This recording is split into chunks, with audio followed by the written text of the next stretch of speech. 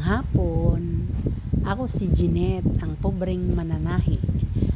Tara guys, samahan nyo ako. Tayo ay magluluto ng ulam sa hapunan, ginisang kangkong na lalahukan natin ng heavy. Guys, napakasimpleng ulam lang ito guys, pero yummy, masustansya, di ba? Kangkong. Ito ay green leafy vegetable. Ayan guys, kasama siya sa Glow Foods.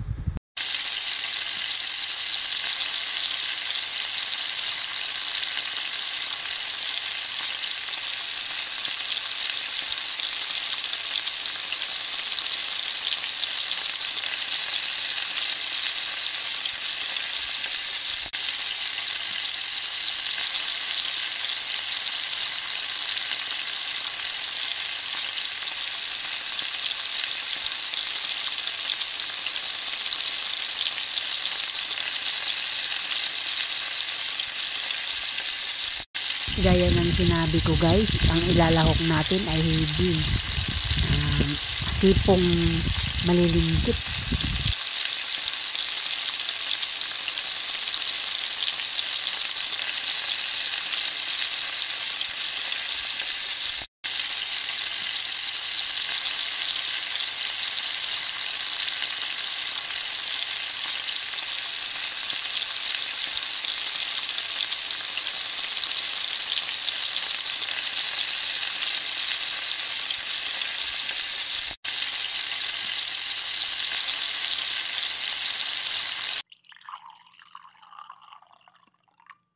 Ayan guys, pakukuluin muna natin to.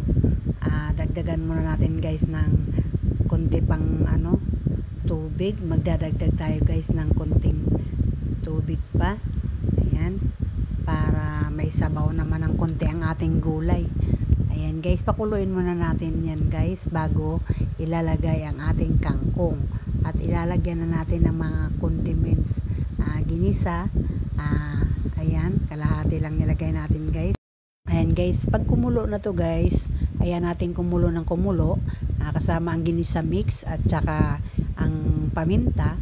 Ayan guys, hayaan natin kumulo para lumasa yung hibi sa sabaw bago natin ilagay ang ating gulay na kangkong. Tapos pagkatapos naman nito guys, kunting pakulo lang, okay na. Yun, saglit lang yun guys, maluluto. Simpleng ulam pero masustansya.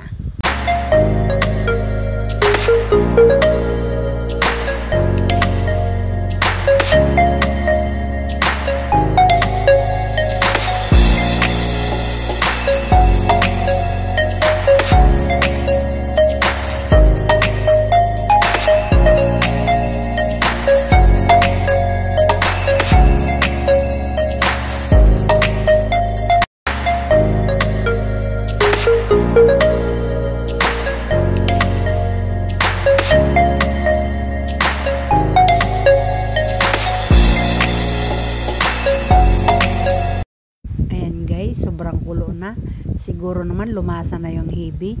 Lalagay na natin yung ating kangkong. Ayan, tapos kunting pakulo, ayos na.